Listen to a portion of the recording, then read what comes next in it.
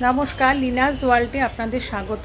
আজ আমি আপনাদেরকে নিয়ে এসেছি দমদম নাগের বাজারে জাগ্রত হনুমান মন্দির। আচ্ছা, এখানে কিভাবে আসবেন, কখন মন্দির খোলা বন্ধের টাইমিং, এখানে পুজোর উপকরণ পাওয়া যায় কিনা সম্পূর্ণ জানাবো। তার আগে বলি এখানে আসবেন কি করে। আচ্ছা, আমি দাঁড়িয়ে আছি মানিকতলাতে। ওই যে সামনে দেখতে পাচ্ছেন ওটা হচ্ছে মানিকতলার মোড়। আমি এখান থেকে 202 নম্বর বাস ধরব আর যাব হচ্ছে নাগের বাজার। আর আপনারা কিন্তু এই বাসটাই শিয়ালদা থেকেও পেয়ে যাবেন। আর যারা ট্রেনে করে আসবেন তারা দমদম জংশনে নেবে, ওখান থেকে অটো বা টোটো আর রিক্সাও পেয়ে যাবেন, ভাড়া নেবে 10 টাকা। দেখুন, বাস আমাকে এইখানে নামিয়ে এই যে এইখানটাতে, আর তার ঠিক অপোজিটই হচ্ছে হনুমান মন্দির। দেখতে পাচ্ছেন শ্রী দমদম হনুমান মন্দির এই হয়েছে। পৌঁছে গেছি একদম দমদম জাগ্রত হনুমান মন্দিরের সামনে। মন্দিরের কালারটা একদম মেটে সিঁদুরের মতন অপূর্ব সুন্দর, দেখতে পাচ্ছেন। আর মন্দিরের সামনেই কিন্তু আপনারা পুজো সামগ্রী সম্পূর্ণ যা যা আপনারা চাইবেন সবই এখান থেকেই নিতে পারবেন। আর এই হচ্ছে প্রবেশদ্বার। চলুন ভেতরে প্রবেশ করি। প্রবেশ করেই একদম সোজা একটা বড় প্যাসেজ দেখতে পারবেন। সেটা কেন আপনাদের পরে জানাচ্ছি। আর এই ডান দিকে হচ্ছে বজরংবলী বা হনুমানজির গর্ভগৃহ। প্রথমেই বিশাল বড় একটা ঘণ্টা যা বাজিয়ে প্রভুকে জানান দেওয়া যে আমি তোমার চৌকাঠে এসেছি তোমার চরণ দর্শন করতে। আর তারপরই বাবার দিব্য দর্শন হয়।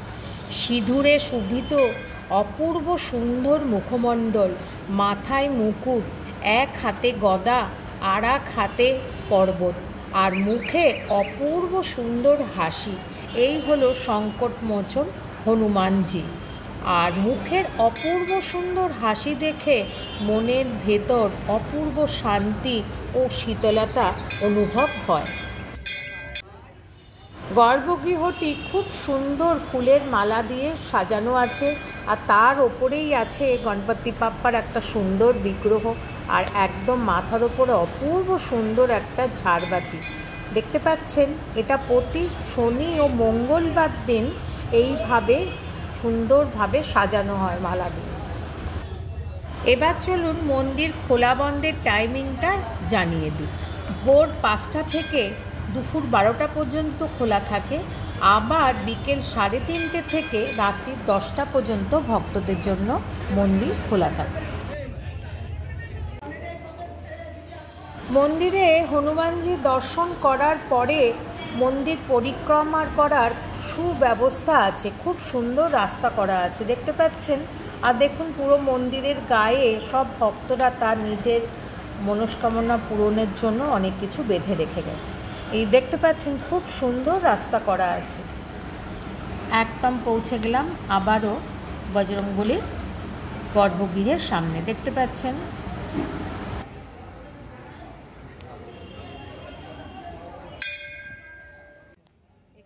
মন্দিরের ভেতর হনুমান চালিসা রয়েছে, বই হিন্দি বাংলাতে সবই রয়েছে। আপনাদের ইচ্ছা হলে ওখান থেকে বই নিয়ে এসে এই যে দেখতে পাচ্ছেন বাবার মন্দিরের সামনেই যারা মাটিতে বসতে পারবেন মাটিতে, যারা মাটিতে বসতে না পারেন তারা চেয়ারে বসে পড়তে পারেন, তারও সুব্যবস্থা এখানে রয়েছে, দেখতে পাচ্ছেন।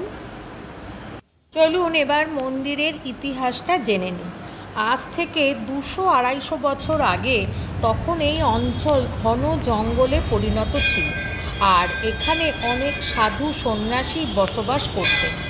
জনশ্রুতি আছে তারাই এখানে ছোট করে মন্দির ও হনুমানজির বিগ্রহ প্রাণ প্রতিষ্ঠা করেন। তবে সবই কিন্তু লোককথা, তার কোনো প্রমাণ নেই।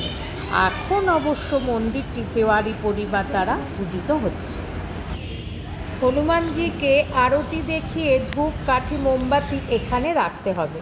আচ্ছা, মন্দির থেকে একটু এগিয়েই একটা শিব মন্দির রয়েছে। দেখতে পাচ্ছেন, লোককথা অনুযায়ী এই শিব মন্দিরটি কিন্তু হনুমানজির মন্দিরের থেকেও প্রাচীন। এখন মন্দিরটি বন্ধ আছে, 6টা সাড়ে 6টায় খুলবে এবং 7টার সময় সন্ধে আরতি হয়। আর মন্দিরের শিবের মন্দিরের সামনেই দেখুন খুব সুন্দর একটা পুকুর, পুষ্করণী রয়েছে এবং তার পাশে বেশ সুন্দর বসার জায়গাও রয়েছে।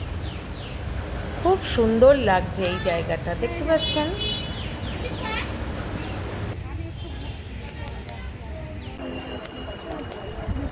সন্ধে 6:30 বেজে গেছে। এখন দেখুন মহাদেবের মন্দিরের দরজা খুলে দেওয়া হয়েছে।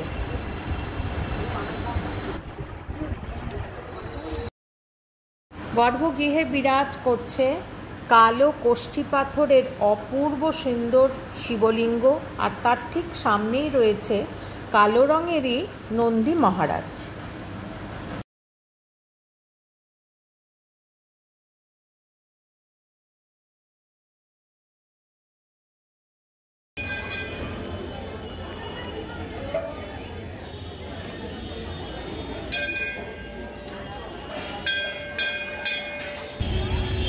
এই ছিল বজরংবলীর মন্দির। কেমন লাগলো অতি অবশ্যই আমাকে জানাবেন, লাইক, শেয়ার আর সাবস্ক্রাইব করে। Thanks for your time.